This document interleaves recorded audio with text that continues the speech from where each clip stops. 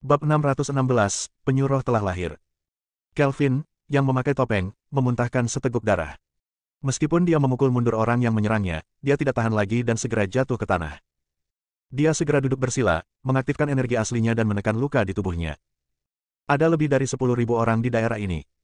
Tapi pemandangan itu sunyi senyap. Semua orang bingung. Tidak apa-apa, mengapa orang-orang dari Sekte Gu mulai bertarung sendiri. Di bawah tatapan semua orang, Kelvin perlahan melepas topeng di wajahnya. Saat ini, wajahnya pucat, dan masih ada darah di sudut mulutnya. Wajahnya muram dan menakutkan, menatap ke arah Bari di kejauhan.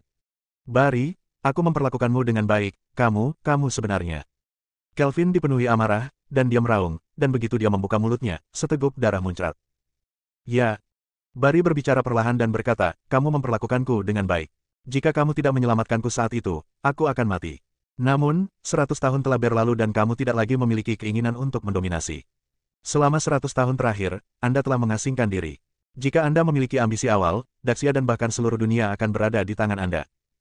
Saat dia berbicara, dia juga membuat gerakan mengepalkan tangan. Kamu mengontrol sisa kekuatan seluruh Sekte Gu, tapi kamu mengabaikannya dan mempelajari racun dan buku sihir. Kelvin, 100 tahun telah berlalu, dan hidupmu hanya tinggal 100 tahun saja. Jika kamu tidak ambil tindakan, kami akan segera menguburnya. Oke. Kelvin mengucapkan 3 kata bagus berturut-turut. Haha. Dia tertawa terbahak-bahak. Tawanya nyaring, seperti guntur yang teredam, memekakkan telinga. Pada saat ini, bahkan bumi pun seolah berguncang. Kamu, Bari, kamu sebenarnya diam-diam menyuap orang-orang di sekitarku untuk memberiku pukulan yang fatal. Kelvin, kamu dapat melanjutkan perjalananmu dengan tenang. Bari tampak tenang, melihat sekeliling, dan berkata dengan keras, Dimitri, mengapa kamu menyembunyikannya? Mengapa kamu tidak muncul dan membunuh Kelvin? Namun, tidak ada seorang pun di sekitarnya yang merespons. Orang-orang dari Sekte Gu semuanya memakai topeng, dan beberapa bahkan memakai topi. Bari tidak tahu siapa Dimitri. Dimitri. Dia menggonggong beberapa kali, semakin keras. Namun, tidak ada respon sama sekali, dan tidak ada yang berdiri. Apa yang sedang kamu lakukan? Bagaimana Dimitri bisa tergelincir pada saat kritis? Pada saat ini, Kelvin perlahan berdiri. Dia mengulurkan tangannya untuk menyentuh sisa darah di sudut mulutnya. Dengan ekspresi tertunduk di wajahnya, dia berkata dengan dingin, Bari, kamu berpikir begitu hanya dengan jiwa mengunci jarum, kamu bisa. Bisakah kamu menghancurkanku? Kamu meremehkanku. Bari memandang ke arah Kelvin dan berkata dengan tenang, Kelvin, jangan berani. Kamu telah terkena jarum pengunci jiwa dan terluka parah. Kamu juga telah menerima telapak tangan dari 8 utusan. Jika kamu mengambil 1 telapak tangan lagi dariku secara paksa, kamu sudah terluka. Saat minyak habis dan lampu mengering, tidak ada energi yang tersisa sama sekali. Bari sangat percaya diri. Dia sangat yakin bahwa Kelvin saat ini hanya menggertak. Hahaha. Kelvin meraung ke langit. Tiba-tiba, tawa itu berhenti tiba-tiba. Kamu mencoba. Begitu dia selesai berbicara, orang itu berubah menjadi bayangan dan muncul di depan Bari dalam sekejap. Ini. Wajah Bari sedikit berubah. Sebelum dia bisa bereaksi, kekuatan mengerikan menyapu dirinya. Tubuhnya dengan cepat mundur, dan pada saat yang sama dia menggunakan seluruh kekuatannya untuk menghadapi serangan Kelvin. Kedua mayat itu langsung muncul di ketinggian lebih dari 30 meter. Boom. Kedua telapak tangan bertabrakan, dan kekuatan mengerikan menyapu, mengguncang kehampaan, dan terdengar suara gemuruh yang keras. Akibat dari pertempuran itu terlalu kuat, dan orang-orang yang berada di ring di bawah dengan cepat dievakuasi dan melarikan diri ke daerah yang aman. Pertempuran sengit terjadi seketika. Saat ini, jauh di dalam ngarai di puncak pegunungan yang tertutup salju, di dalam gua salju. Dimitri dan Luka terus melangkah lebih dalam. Lorong di gua salju memanjang jauh ke dalam gua, berputar, dan Anda tidak dapat melihat ujungnya. Semakin dalam, suhunya akan semakin dingin. Kenapa tidak? Dimitri tampak serius. Setelah berjalan sekian lama, tidak ditemukan penyuruh, bahkan tidak ada tanda-tanda aktivitas penyuruh. Bagaimana saya mengetahui hal ini? Luka berkata dengan tenang. Meskipun dia mengetahui rahasia tempat ini, dia belum pernah membuka mekanismenya atau berada di sini. Lihat lebih dalam. Dimitri tidak percaya bahwa penyuruh mati seperti ini. Menurut informasi yang ditinggalkan oleh Raja Lanling, kura-kura ini telah hidup bertahun-tahun, telah hidup lebih dari 3.000 tahun 1.000 tahun yang lalu. Keduanya terus berjalan menuju kedalaman gua salju, dan segera mereka mencapai bagian terdalam dari bawah tanah.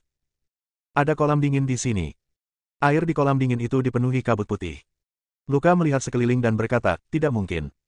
Dimitri mengangguk sedikit, melihat ke kolam dingin di depannya, dan berkata, jika penyuruh masih hidup, ia akan bersembunyi di kolam dingin ini.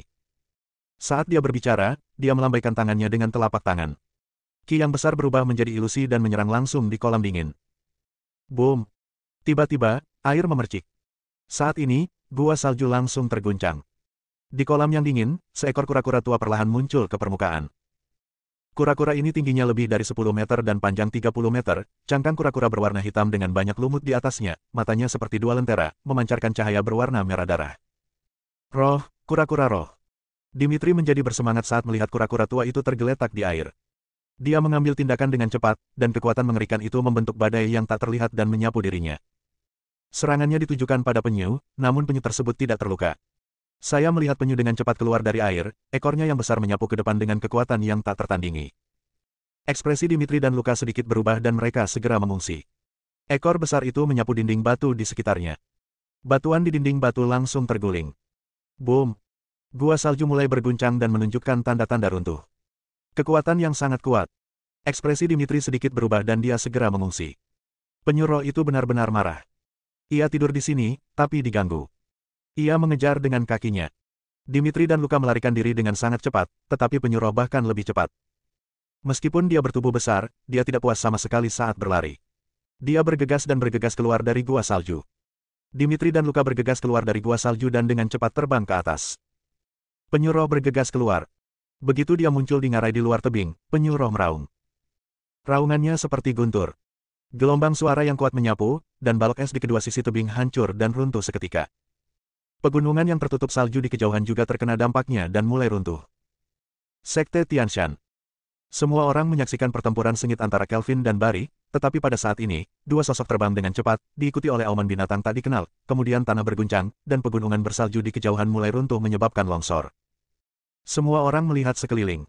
Saya melihat seekor kura-kura besar terbang dan melayang di udara. Ini. Ya Tuhan, monster macam apa ini? Apa yang terjadi? Apa yang terjadi? Mata semua orang membelalak. Julian melihat kedua orang yang muncul. Ini adalah Luka dan Dimitri. Dia juga memiliki ekspresi bingung di wajahnya, bukankah ini kakek dan senior dari Sekte Tianshan? Bagaimana mereka bisa bersama? Juga, monster macam apa itu? Kenapa ada kura-kura sebesar itu? Bab 617, Kekacauan. Julian tampak sedikit bingung. Dia tidak tahu bagaimana senior Sekte Tianshan yang memberinya anggur beberapa hari yang lalu bersama kakeknya. Apalagi setelah keduanya muncul, mereka menarik perhatian seekor penyu besar. Kura-kura itu melayang di udara, menatap orang-orang di bawah dengan sepasang mata besar berwarna merah darah, dan meraung dengan marah. Raungannya sekeras guntur, memekakkan telinga, seolah-olah akhir dunia akan datang, bahkan bumi pun berguncang. Beberapa orang lemah di bawah ini gendang telinganya mati rasa karena syok, otaknya berdengung, ada yang terhuyung-huyung, bahkan ada yang mati mendadak. Ada beberapa retakan di tanah. Boom! Beberapa bangunan di Sekte Tianshan mulai runtuh. Gunung tersebut juga menunjukkan tanda-tanda disintegrasi. Raungannya saja sudah sangat menakutkan. Monster macam apa ini? Cepat mundur. Melarikan diri. Banyak prajurit bereaksi dan bergegas melarikan diri. Kelvin masih menghadapi Barry. Keduanya bertarung berkali-kali, tetapi tidak ada yang bisa melakukan apapun terhadap yang lain. Bahkan jika Kelvin terluka parah, Barry tidak bisa membunuhnya sepenuhnya atau bahkan mengalahkannya. Dimitri, apa yang kamu lakukan? Tanya Barry keras. Semuanya, jangan panik, dengarkan aku. Dimitri, yang telah melarikan diri, muncul di Sekte Tianshan dan muncul di hadapan semua orang. Dia melihat ke langit di kejauhan dan melihat kura-kura tua yang marah, dan berkata dengan cepat, ini adalah kura-kura roh. Ini adalah kura-kura roh yang telah hidup selama bertahun-tahun yang tidak diketahui. Darahnya dapat membuat manusia hidup selamanya. Kamu pasti bingung, biar ku jelaskan padamu. Kalian semua tahu tentang 4 suku kuno, dan ada 4 peta harta karun di tangan 4 suku kuno. Dikatakan bahwa jika Anda mengumpulkan 4 peta dan membuka rahasia ke-4 peta tersebut, Anda bisa mendapatkan keabadian. Sudah kubilang, ini benar, informasi tentang penyu roh ini terekam dalam 4 gambar yang ditinggalkan oleh Raja Lanling. Jika kamu membunuh penyu roh dan mendapatkan darahnya, kamu bisa memperoleh kehidupan tanpa batas. Dimitri berbicara dengan cepat. Suaranya nyaring dan bergema di telinga semua orang. Semua orang kaget saat mendengar ini. Keabadian. Benarkah? Beberapa orang mempunyai keraguan. Pada saat ini, penyu roh telah bergegas mendekat. Sesosok tubuh besar jatuh dari langit dan mendarat langsung di lokasi Sekte Tianshan. Boom! Tiba-tiba tanah berguncang dan bangunan-bangunan runtuh. Dan beberapa yang lemah langsung mati karena kekuatan penyu yang menghantam tanah. Mari kita semua berkumpul untuk membunuh penyu roh dan mendapatkan keabadian, teriak Dimitri. Julian muncul di depan Dimitri dalam sekejap dan bertanya, kakek, apakah ini benar? Kaulah yang mencuri foto 3 klan lainnya. Saya tidak punya waktu untuk menjelaskannya. Saya akan berbicara dengan Anda nanti. Situasinya mendesak sekarang dan keadaan kacau balau. Saat ini, ada sebuah aula di kejauhan. Pintu aula ini telah hancur dan hampir runtuh. Orang-orang ini adalah orang-orang yang dibunuh oleh Julian sebelumnya. Pemimpinnya adalah Roger. Mereka berada dalam keadaan mati suri selama beberapa hari terakhir. Meski berpura-pura mati, dia tetap sadar akan dunia luar. Mereka tidak ingin muncul begitu cepat, dan ingin menunggu sampai saat kritis muncul, tetapi sekarang monster itu muncul, dan mereka juga mendengar kata-kata Dimitri. Dimitri, aku tidak menyangka kamu masih hidup. Aku tidak menyangka bahwa kamulah yang mencuri peta itu. Kamu mencoba yang terbaik untuk menimbulkan konflik di antara 4 klan besar. Hanya karena kamu menginginkannya kumpulkan semua prajurit dari dunia ke dalam sekte Tianshan dan bunuh kura-kura, hanya untuk mendapatkan keabadian. Roger muncul dan bertanya dengan dingin. Mata semua orang tertuju pada Dimitri. Mereka semua meragukan kata-kata Dimitri. Apakah darah penyu ini benar-benar bisa membuat manusia hidup selamanya? Saat ini, Cakra juga muncul. Dia bersembunyi di tengah kerumunan, mengenakan topi bambu. Sekarang dia melepas topi bambu dan berteriak dengan keras, semuanya, jangan panik, jangan kacau, murid sekte Tianshan, segera evakuasi. Di bawah organisasinya, murid-murid sekte Tianshan mulai stabil dan dievakuasi dengan tertib. Haha, umur panjang. Kelvin tertawa terbahak-bahak dan berteriak, Dimitri, saya benar-benar ingin mengucapkan terima kasih kali ini. Setelah Kelvin tertawa, dia bergegas menuju penyuruh. Dia sangat cepat dan muncul di atas kura-kura dalam sekejap mata. Saat dia mengangkat tangannya, energi kemarahan yang mengerikan muncul di telapak tangannya. Energi kemarahan itu jatuh dari langit seperti cahaya hitam dan langsung menyerang kepala kura-kura itu.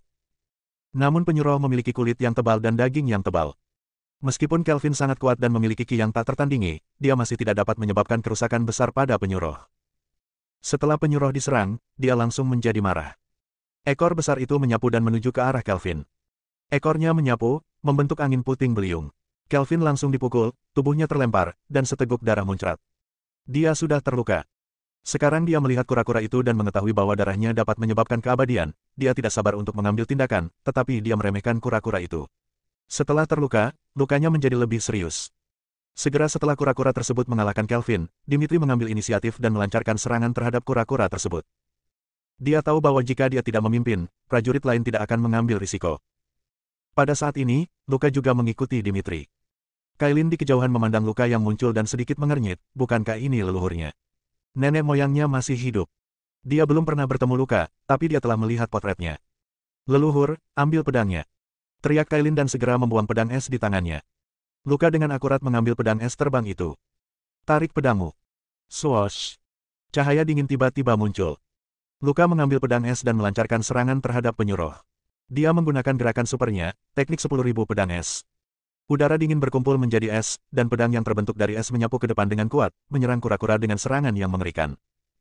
2 orang dan 1 kura-kura memulai pertarungan sengit di langit. Buntut dari pertempuran melanda, dan suasana pertempuran memenuhi udara. Gunung-gunung di daerah ini terus runtuh, yang sungguh menghancurkan. Semuanya, penyuruh akan mengalami periode kelemahan setiap 100 tahun. Sekarang adalah periode kelemahannya. Jika kita tidak mengambil tindakan sekarang, kita tidak akan pernah memiliki kesempatan lagi di masa depan. Dimitri berteriak sambil mengambil tindakan. Dimitri, apakah kamu serius tentang ini? Pertanyaan datang dari bawah. Bagaimana ini bisa salah? Benar sekali. Pendiri sekte Tianshan, Luka, dapat bersaksi. Luka juga berkata dengan lantang, ya, itu benar sekali. Sekte Tianshan kami didirikan oleh Raja Lanling. Tujuannya adalah untuk melindungi penyuruh yang tersegel. Sekaranglah waktunya. Akulah yang membuka pintu yang tersegel dan melepaskan roh kura-kura itu. Begitu kata-kata ini keluar, banyak orang kuat yang tergerak. Orang-orang kuat dari 8 alam yang datang ke sini semuanya sudah tua dan tidak akan berumur panjang. Kini, peluang untuk keabadian sudah dekat. Saya di sini untuk membantu Anda. Sebuah suara bergema. Segera setelah itu, seorang lelaki tua muncul. Dia botak dan kepalanya bergelombang dan berlubang, yang terlihat agak menakutkan. Dia adalah nenek moyang dari keluarga Kotake, Jared. Dilihat dari pertarungan antara Kelvin, Dimitri, dan Luka melawan penyuruh, dia tahu bahwa penyuruh sangat kuat. Begitu dia bergerak, itu adalah keterampilan rahasia keluarga Kotake, 10 telapak tangan tertinggi Kotake. Di bawah, tangan Mark berada di belakang punggungnya. Dia memandang orang-orang di langit yang bertarung sengit dengan penyu. Saya tidak menyangka bahwa ini adalah rahasia 4 angka. Dimitri, seorang bajingan, sebenarnya memintanya untuk mengumpulkan 4 angka dan membuka rahasia 4 angka. Keabadian, betapa menggodanya itu. Dari zaman dahulu hingga sekarang, tidak ada seorang pun yang takut mati. Tidak terkecuali Mark, dan dia juga tidak ingin mati. Kesempatan untuk mendapatkan keabadian sudah dekat. Saat Jared bergabung dalam pertempuran, tubuhnya bersinar dan muncul di udara, bergabung dalam pertempuran. Di pihak keluarga Dun, Pangeran Dun dengan cepat dievakuasi bersama murid-muridnya dari keluarga Dun. Setelah meninggalkan area Sekte Tianshan, dia melihat pertempuran sengit di langit di kejauhan. Umur panjang.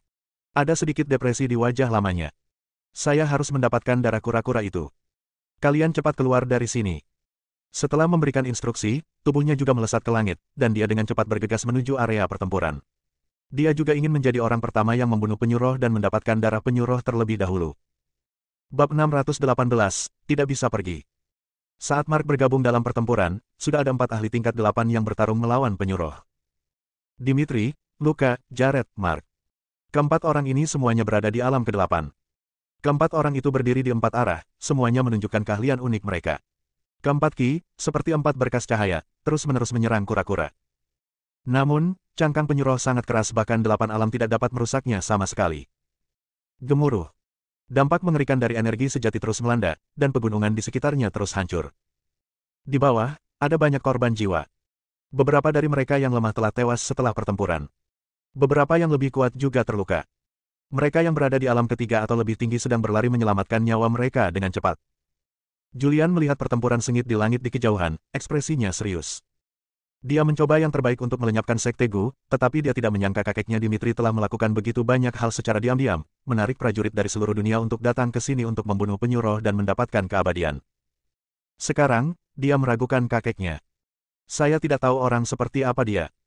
Tidak tahu apakah dia orang baik atau orang jahat. Setelah Kelvin terlempar ke belakang, dia menstabilkan lukanya setelah mengatur pernapasannya beberapa saat. Melihat begitu banyak orang mengambil tindakan melawan penyuruh, Kelvin tidak ingin orang-orang ini sampai di sana terlebih dahulu, jadi dia bergegas lagi dan bergabung ke medan perang. Namun, kali ini dia gagal mengerahkan kekuatan apapun karena lukanya terlalu serius. Jika dia menggunakan kekuatan penuhnya lagi, konsekuensinya akan serius. Barry mengerutkan kening dan memperhatikan beberapa saat. Melihat semakin banyak orang yang bergabung dalam pertempuran, dia juga mengikuti panggilan tersebut dan bergabung dalam pertempuran. Segera setelah itu, banyak orang di bawah bergabung dalam pertempuran lagi. Segera, selusin orang muncul di langit. Selusin orang ini berada di tingkat ke-8 atau puncak tingkat ke-7. Energi sejati yang menakutkan terus beriak, menghancurkan langit dan bumi. Bahkan Julian merasakan jantung berdebar-debar. Ah! Julian sedang menyaksikan pertempuran, menyaksikan seni bela diri yang dilakukan oleh banyak orang kuat, dan sebuah seruan terdengar. Dia membuang muka. Di kejauhan, Evelyn terjebak setelah pertempuran. Dia jatuh ke tanah dan mengeluarkan seteguk darah, menodai pakaian putihnya menjadi merah. Dia ingin bangun, tetapi akibat dari pertempuran itu terlalu kuat dan tanah berguncang. Julian menghindar, bergegas mendekat, menariknya dan meninggalkan tempat itu dengan cepat. Setelah menjauh dari area pertempuran, dia menurunkan Evelyn. Apa yang terjadi? Kenapa kamu belum pergi? Saya akan tinggal dan memeriksa situasinya. Wajah Evelyn pucat, dan masih ada darah di sudut mulutnya. Orang-orang yang berpartisipasi dalam pertempuran semuanya berasal dari 8 alam. Tahukah kamu seberapa kuat 8 alam itu? Momentumnya saja bisa membunuhmu berkali-kali. Ini sangat berbahaya. Apa yang kamu lihat? Benar-benar tidak masuk akal. Pergi secepatnya sejauh mungkin dan pergi sejauh mungkin. Tegur Julian. Evelyn mengambil tisu dan menyeka darah dari sudut mulutnya. Lalu melihat ke kejauhan. Di langit yang jauh, sekelompok orang mengepung penyu tersebut. Meski berjauhan, dia bisa merasakan aura menakutkan. Saya benar-benar tidak menyangka ini adalah permainan Dimitri. Orang ini sangat menakutkan. Dia telah mengintai selama beberapa dekade hanya untuk hari ini. Evelyn menarik napas dalam-dalam. Dia memikirkan tujuan Dimitri, tetapi tidak peduli apa, dia tidak berpikir itu ada hubungannya dengan keempat gambar itu. Julian berkata, jangan katakan ini sekarang, cepat pergi. Namun, saat ini, para prajurit yang pergi melarikan diri kembali. Semua orang ini terluka, bahkan ada yang dibawa pulang. Julian memandang pemimpinnya, Cakra, yang terlihat sangat malu, dan tidak bisa menahan diri untuk tidak bertanya, Tuan Max, ada apa? Cakra tampak serius dan berkata, saya tidak bisa pergi. Di luar yurisdiksi Sekte Tianshan, pasukan, artileri, tank, kendaraan lapis baja, dan bahkan jet tempur muncul. Saya membawa orang-orang dari berbagai sekte untuk pergi dan diserang. Banyak orang meninggal. Tentara. Julian dan Evelyn berseru pada saat bersamaan. Ya. Cakra tampak serius. Julian bertanya, tentara itu. Cakra menggelengkan kepalanya, saya tidak tahu. Apakah kamu perlu bertanya? Itu pasti rencana Raja. Raja ingin membunuh semua prajurit di Sekte Tianshan. Sialan. Dulu, Nenek moyang kita mengikuti raja lama dalam perang. Mereka tidak punya pujian selain kerja keras. Sekarang negara ini damai dan rakyatnya aman. Raja baru khawatir prajurit kita akan mengancam negara, jadi dia mengambil tindakan yang kejam. Banyak orang berbicara dengan marah. Julian mengerutkan kening dan berkata, apa yang bisa kita lakukan? Ada banyak orang kuat di depan kita yang bertarung sengit dengan penyuruh. Jika kamu pergi ke sana, kamu akan mati. Ada juga pasukan di luar. Jika kamu pergi, kamu akan mati. Cakra berkata, kita harus pergi ke ruang perlindungan bawah tanah Sekte Tianshan kita dulu. Julian memberinya tatapan bingung. Cakra menjelaskan, ada ruang perlindungan jauh di bawah tanah. Itu dibangun oleh pendiri Sekte Tianshan. Tidak peduli seberapa kerasnya dunia luar, tidak akan ada bahaya di dalam.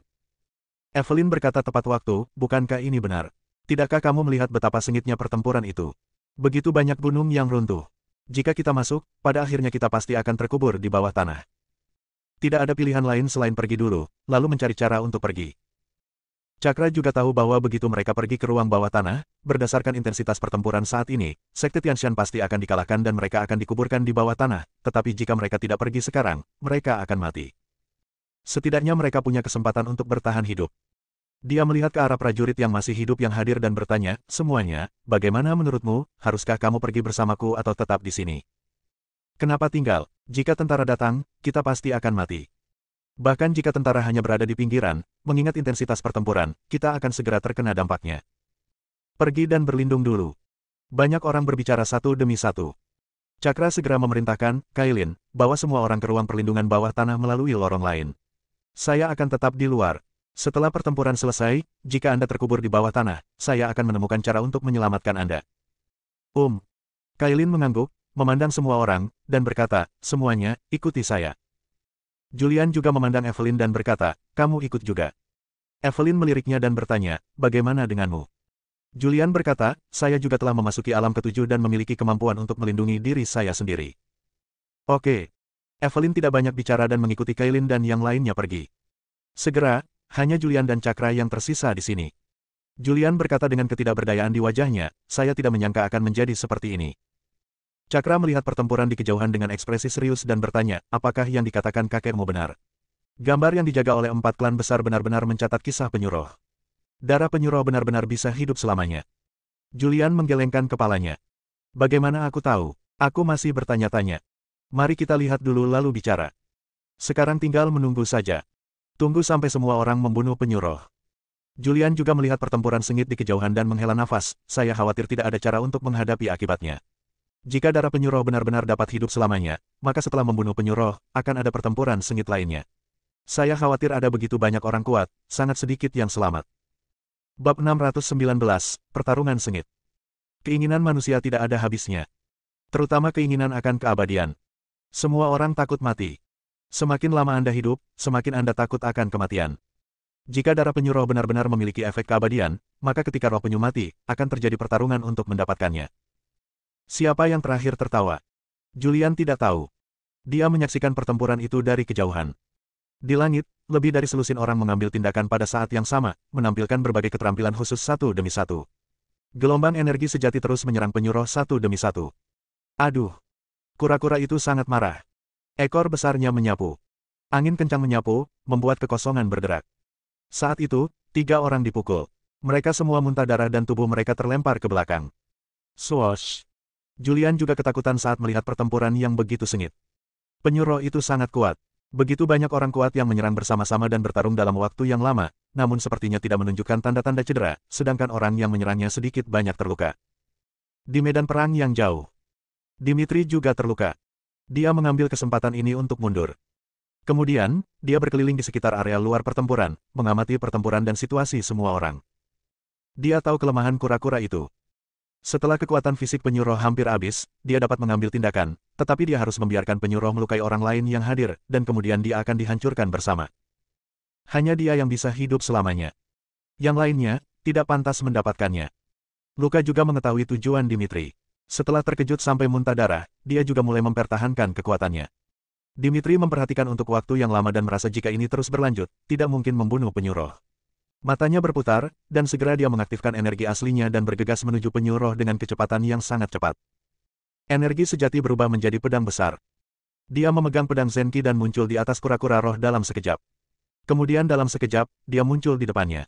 Pedang Zenki di tangannya langsung menembus bola matanya. Aduh! Kura-kura itu sangat marah. Dia membuka mulutnya dan mengeluarkan ledakan kekuatan. Dimitri dipukul dan tubuhnya terlempar keluar, jatuh dengan keras ke gunung salju yang runtuh di bawah. Pedang di mata kura-kura. Darah keluar. Seperti hujan, hujan darah muncul di langit. Tubuh penyu itu mulai terhuyung. Dimitri memanjat dari salju, menyeka darah dari sudut mulutnya, dan berteriak, binatang ini terluka. Cepat, bunuh penyu, semua orang bisa mendapatkan darah penyu tidak hanya bisa hidup selamanya. Suara Dimitri bergema. Semua orang tahu bahwa penyu itu terluka. Mereka semua melancarkan serangan terkuatnya. Dan penyu roh terus melarikan diri. Ia berdarah saat lolos. Darahnya juga mengandung kekuatan yang menakutkan. Jika darahnya menetes, bagian bawahnya akan terkorosi. Daerah yang aman. Ada seorang wanita berdiri di sini. Wanita itu mengenakan jaket hitam dan topi. Dia adalah Sarah. Sarah khawatir dia tidak akan pernah melihat Julian lagi setelah pergi, jadi dia berbalik. Dia melihat pertempuran Sekte Tianshan dalam kegelapan, dan melihat kakeknya muncul dan memancing kura-kura keluar. Lokasi dia berada adalah area yang aman. Namun, kini penyu roh itu sedang berlari menuju areanya. Dia tiba-tiba mengubah ekspresinya dan lari. Penyu roh melarikan diri dengan cepat di langit, tetapi dia terluka dan tidak terlalu cepat, orang kuat lainnya mengejarnya dengan seluruh kekuatan mereka. Setelah melihat serangan Dimitri, orang-orang ini memilih untuk menyerang kepalanya. Dalam waktu singkat, kepala penyu tersebut memar dan berdarah. Banyak darah menetes. Sarah mulai melarikan diri. Dari langit, darah berjatuhan. Dia langsung terkejut. Setetes darah jatuh ke tubuhnya. Ah! Darah penyu roh itu panas. Tetesan air jatuh ke tubuhnya, dan dia mengeluarkan suara partisipasi, dan jatuh ke tanah, berguling terus-menerus. Pada saat ini, darah menetes lagi. Sarah berlumuran darah. Dia jatuh ke tanah dan langsung pingsan. Kura-kura itu melarikan diri dengan cepat, dan yang lainnya segera mengejarnya. Akhirnya roh penyu menjadi marah. Dia mulai mengerahkan kekuatannya dan melawan pengejarnya lagi. Pertempuran itu berlangsung sengit. Berjuang berjam-jam. Penyu roh kelelahan, dan prajurit lainnya semuanya terluka. Melihat hampir selesai, Dimitri melancarkan serangan terkuat dan langsung memotong kepala besar kura-kura itu. Saat kepalanya pecah, ramuan dalam jatuh. Alkimia bagian dalam berwarna merah, sebesar bola basket, berlumuran darah, dan samar-samar bercahaya darah. Neidan. Semua orang menjadi gila saat melihat ramuan batin. Saat ini, mereka semua lupa mengambil darah. Karena mereka semua tahu bahwa ramuan dalam hewan adalah obat kuat yang hebat, dan ini adalah ramuan dalam kura-kura yang telah hidup ribuan tahun. Ini pasti lebih baik daripada darah kura-kura. Dimitri hanya menginginkan isi perut penyu. Tapi dia tidak menyangka ada ramuan batin di kepala penyu roh. Dia paling dekat dengan Neidan. Saat Neidan muncul, aku memeluknya. Saat dia menyelamatkannya, prajurit lain bergegas mendekat dan melancarkan serangan terkuat mereka. Brengsek. Dimitri mengutuk dengan marah. Kamu sudah berjuang begitu lama dan masih memiliki kekuatan seperti itu. Pada saat ini, Dimitri tidak peduli untuk membunuh orang lain. Ambil saja barang-barangmu dan lari. Ketika dia mengintai dan memurnikan ramuan batinnya, dia tidak akan terkalahkan. Dimitri, kamu tidak menepati janjimu. Luka mengejarnya dengan pedang es dan berkata dengan marah, kami berjanji padamu sebelumnya, tapi sekarang kamu harus melarikan diri dengan membawa barang-barangmu dan menyerahkannya padaku. Potong dengan pedang es. Luka tidak mengerahkan kekuatan seperti itu di pertempuran sebelumnya, dia mempertahankan kekuatannya dan sekarang menyerang dengan seluruh kekuatannya, yang segera mengguncang dunia. Energi pedang es yang menakutkan menyapu. Pada saat ini, orang kuat lainnya juga melancarkan serangan. Dimitri langsung terkepung. Sialan. Dia bersumpah dengan marah. Tanpa mempedulikan hal lain, dia segera membuang ramuan dalam di tangannya. Ketika ramuan bagian dalam terkena, ia langsung hancur dan tersebar ke segala arah. Dan banyak pejuang mengejar ramuan batin yang hancur. Dimitri melihat semua orang mengejarnya, dan sudut mulutnya terangkat, membentuk senyuman tipis. Tubuhnya dengan cepat jatuh dari langit dan muncul di depan mayat penyu roh di bawah. Energi sejatinya berubah menjadi pedang besar. Dia memegang pedang dan langsung menghancurkan mayat penyu roh itu menjadi beberapa bagian kantong empedu penyu telah dikeluarkan dari tubuhnya. Meskipun ramuan dalam adalah hal yang baik, sekarang setelah dihancurkan, efektivitasnya sangat berkurang. Dan kantong empedu penyu juga merupakan hal yang baik. Setelah mendapatkan kantong empedu penyu, Dimitri mengambil sedikit darah penyu. Kemudian dia mengeluarkan bom elektronik kecil dan melemparkannya ke tubuh penyu tersebut. Tubuh itu dengan cepat mengelak. Boom! Daerah itu langsung meledak. Penyu roh itu langsung hancur berkeping-keping. Dimitri muncul di puncak gunung salju dan melihat sekeliling. Di kejauhan, banyak orang berjuang keras untuk mendapatkan ramuan batin. Bertarung, rampok, dan pada akhirnya aku akan memetik manfaatnya. Ada sedikit kegembiraan di wajahnya. Saat ini, Sekte Tianshan berjarak puluhan kilometer. Ada tentara di sini. Pemimpinnya adalah bayangan. Shadow telah menunggu berjam-jam. Namun pertempuran di kejauhan masih berlangsung sengit, dan tidak menunjukkan tanda-tanda akan berhenti. Sangat kuat. Dia hanya bisa menghela nafas. Dia tidak menyangka ada begitu banyak orang berkuasa yang bersembunyi di Daxia. Setelah hari ini, tidak akan ada orang kuat di Daxia.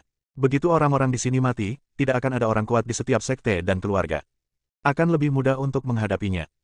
Dia bergumam, lalu memerintahkan, sudah hampir waktunya, bersiap meledakkan bom, menyiapkan jet tempur, setelah bom diledakkan, bom, dan bom pegunungan hingga berkeping-keping. Saya tidak ingin ada yang dibiarkan hidup. Bab 620, melarikan diri. Tubuh Sarah berlumuran darah penyuruh. Darahnya panas, dan seluruh tubuhnya terasa sangat panas. Pada saat yang sama, darah menyerbu pakaiannya. Saat pori-pori di tubuhnya memasuki tubuhnya, dia merasakan kekuatan yang kuat memasuki tubuhnya. Kepalanya pusing dan dia pingsan.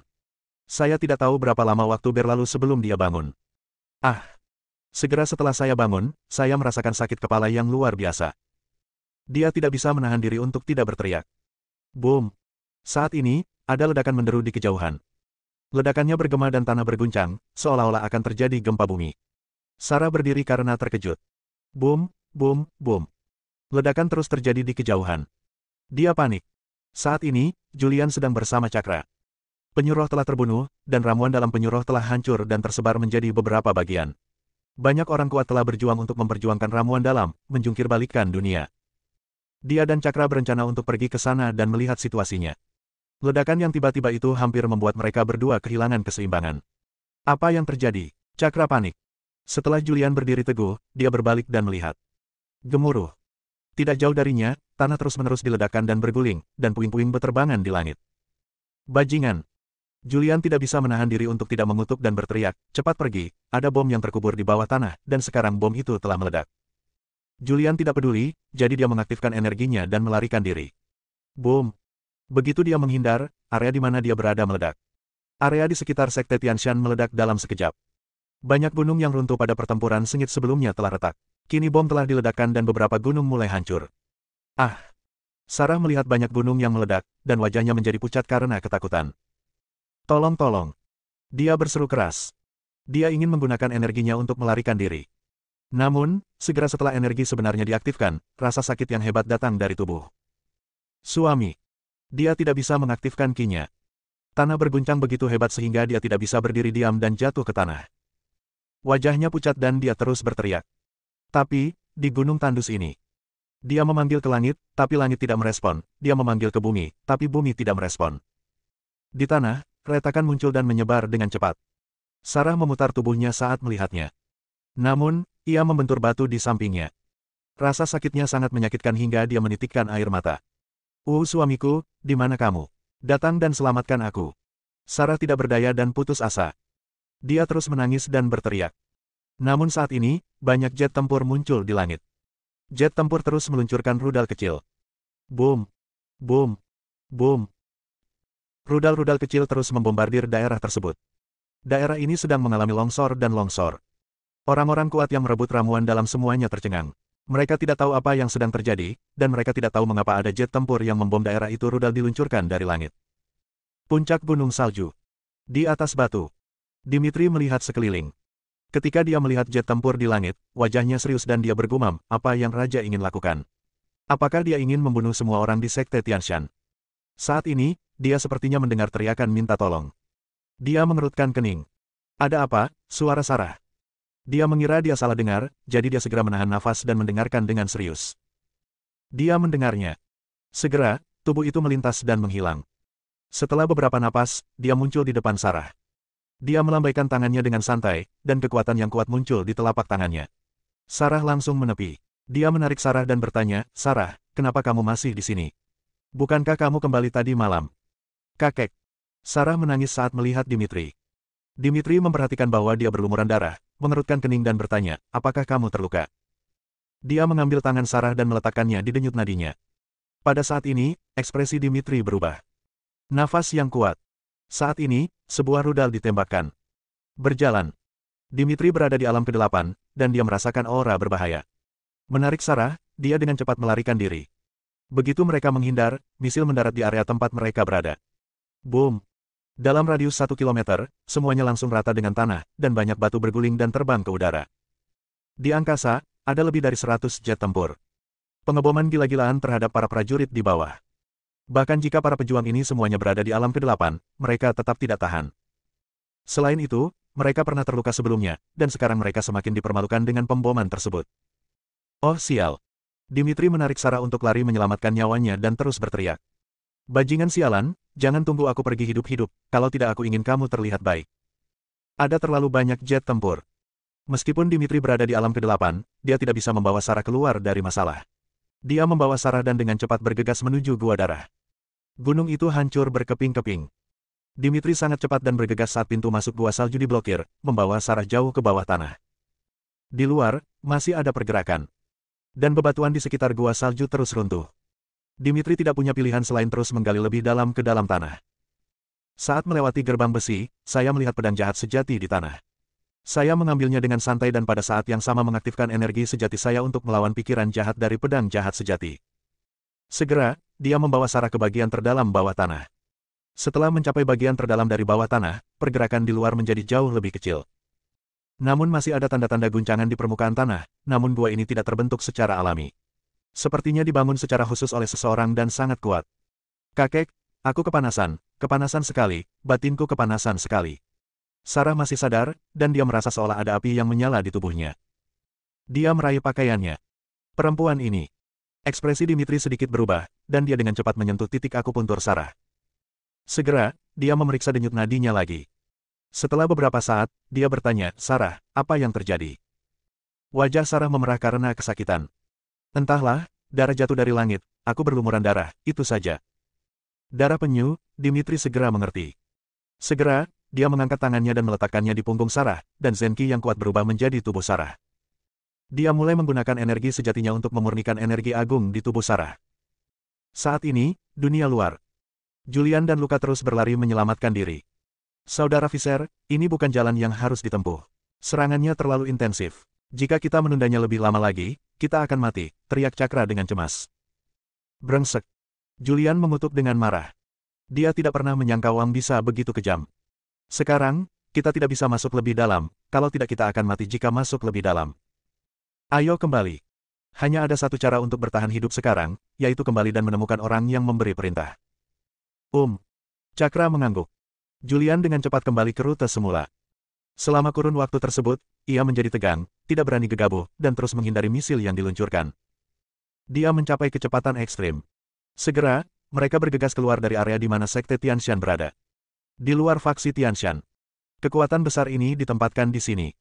Shadow berdiri di samping, melihat Sekte Tianshan yang dibom di kejauhan, dengan sentuhan kegembiraan di wajahnya. Saat ini, seorang tentara berlari dengan cepat, melaporkan, seseorang bergegas keluar. Wajah Shadow menjadi gelap dan dia berkata, bukankah aku sudah memberitahumu sejak lama bahwa siapapun yang pergi akan ditembak tanpa ampun? Ya, itu adalah Raja Naga, Panglima tertinggi. Mendengar ini, Shadow sedikit mengernyit. Bersambung.